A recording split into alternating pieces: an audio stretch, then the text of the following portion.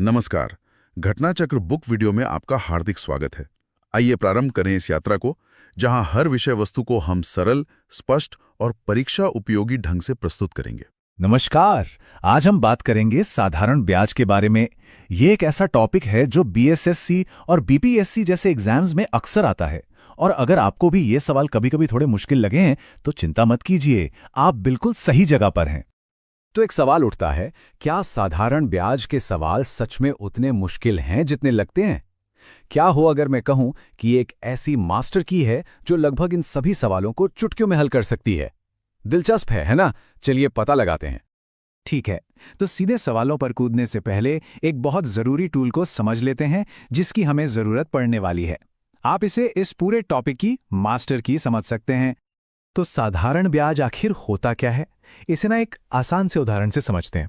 मान लीजिए आपने किसी से पैसे उधार लिए और आप उन्हें कुछ एक्स्ट्रा पैसों के साथ लौटाने पर राजी हो गए। बस वो जो एक्स्ट्रा पैसा है वही साधारण ब्याज है, और ये हमेशा सिर्फ उधार ली गई ओरिजिनल रकम पर ही लगता है, इसलिए इसे समझना काफी आसान है। और ये रही वो मास्टर की जिसकी हम बात कर रहे थे। SI बराबर है P गुणा R गुणा T बटे 100। देखने में बहुत सिंपल लगता है, लेकिन यकीन मानिए ये फॉर्मूला बहुत पावरफुल है। P मतलब प्रिंसिपल, यानी वो पैसा जो शुरू में था। R है रेट और T है टाइम। बस इन तीन चीजों से ही पूरा खेल होता है। चलो, थियरी तो बहुत हो गई, अब इस फॉर्मूले को एक्शन में देखते हैं। हम एक टिपिकल एग्जाम क्वेश्चन से शुरू करते हैं जो हमारी सोर्स प्रॉब्लम नंबर 4 पर बेस्ड है। ठीक है, तो ये रहा हमारा पहला चैलेंज। यहां पर प्रिंसिपल यानी P है 2500, रेट है 15% और टाइम है 2 साल। अब करना क्या है, बस इन वैल्यूज को हमारे फॉर्मूले में डालना है। चलिए साथ में करते हैं। और ये आ गया जवाब। कैलकुलेशन से हमें मिलता है 750 रुपए। देखा कितना सीधा था। असल में यही एक फॉर्मूला है जो साधारण ब्याज के लगभग सारे सवालों का बेस है। ओके, तो बेसिक्स तो क्लियर हो गए। अब थोड़ा लेवल बढ़ाते हैं। क्या होगा अगर सवाल में हमें ब्याज की दर यानी रेट ऑफ इंटरेस्ट ही निकालना पड़ जाए?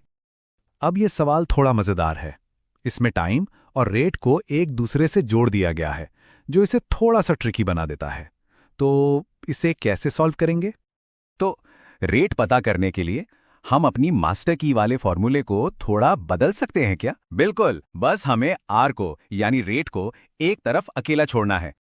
और हां, सवाल में एक बहुत बड़ा हिंट दिया है कि R और T बराबर हैं। इसका मतलब हम इक्वेशन को आसान बनाने के लिए T की जगह भी R लिख सकते हैं। चलिए देखते हैं ये कैसे होता है। ये देखिए, इस स्लाइड में पूरा कैलकुलेशन साफ साफ दिया है। बस सिंपल सी अलजेब्रा है और स्टेप बाय स्टेप फॉलो करते ही हमारा जवाब आ जाता है 5%। कमाल है ना? ओके, तो रेट निकालना तो हमने सीख लिया। अब एक और कॉमन सिचुएशन देखते हैं जब हमें टाइम यानी समय पता करना हो। अब ये सवाल देखने में थोड़ा लंबा या मुश्किल लग सकता है, पर घबराना नहीं है। ट्रिक बस इतनी है कि इसे दो अलग अलग सवाल मानकर चलना है। हम फॉर्मूले को 2 बार यूज करेंगे और फिर उनका डिफरेंस निकालेंगे। रेडी हैं इस चैलेंज के लिए? तो बस दोनों इक्वेशंस को सेट करके जब हम सॉल्व करते हैं तो T की वैल्यू निकल आती है 5 साल। मतलब बड़े से बड़े सवाल को भी अगर हम छोटे छोटे स्टेप्स में तोड़ दें तो वो आसान हो जाता है। ठीक है, अब एक और ट्विस्ट के लिए तैयार हो जाइए। क्या होगा जब वो शुरुआती रकम यानी प्रिंसिपल अमाउंट ही गायब हो? चलिए पता लगाते हैं। ये एक क्लासिक एग्जाम क्वेश्चन है। ये सिर्फ आपकी मैथ्स नहीं बल्कि आपकी लॉजिकल थिंकिंग भी टेस्ट करता है। सोचिए इसे कैसे अप्रोच करेंगे। और ये जो टाइमलाइन है ना, ये गेम चेंजर है। इससे बिल्कुल साफ हो जाता है कि 2 साल और 7 साल के अमाउंट का जो फर्क है वो असल में सिर्फ 5 साल का ब्याज है। ये विजुअल चीजों को कितना आसान बना देता है। ओके, चलिए इसे step by step break down करते हैं। बस इन स्टेप्स को फॉलो कीजिए और हम साथ मिलकर प्रिंसिपल अमाउंट तक पहुंच जाएंगे। और ये रहा हमारा जवाब, 600 रुपए। ठीक है, तो हमने कुछ कॉमन वेरिएशंस तो देख लिए। अब एक और एडवांस लेवल की चुनौती लेते हैं जो एग्जाम्स में अक्सर देखने को मिलती है। ये सवाल थोड़ा घुमावदार लग सकता है, लेकिन असल में ये सिर्फ प्रिंसिपल और इंटरेस्ट के बीच के रिश्ते को समझने का खेल है। कैसे सॉल्व करेंगे इसे? और ये कंपैरिजन देखिए, सब कुछ क्रिस्टल क्लियर हो जाता है। 6 साल में पैसा 3 गुना हुआ, मतलब इंटरेस्ट मिला 2p। अब 9 गुना करना है तो इंटरेस्ट चाहिए 8p, मतलब 2p से 8p तक जाने के लिए हमें 4 गुना ज्यादा इंटरेस्ट चाहिए। ये एक असली आहा मोमेंट है। तो सीधी सी बात है, अगर इंटरेस्ट 4 गुना चाहिए तो टाइम भी 4 गुना ही लगेगा।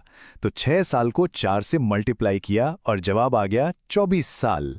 सिंपल। तो हमने आज काफी कुछ कवर कर लिया। अब एक आखिरी सवाल, इन सभी प्रॉब्लम्स में सबसे जरूरी पहला स्टेप क्या है? वो है शांत रहना, सवाल में क्या दिया है उसे पहचानना और हमारी भरोसेमंद मास्टर की वाले फॉर्मूले को याद रखना। अगर ये नींव पक्की है तो फिर साधारण ब्याज का कोई भी सवाल आ जाए, आप उसे आसानी से हल कर लेंगे।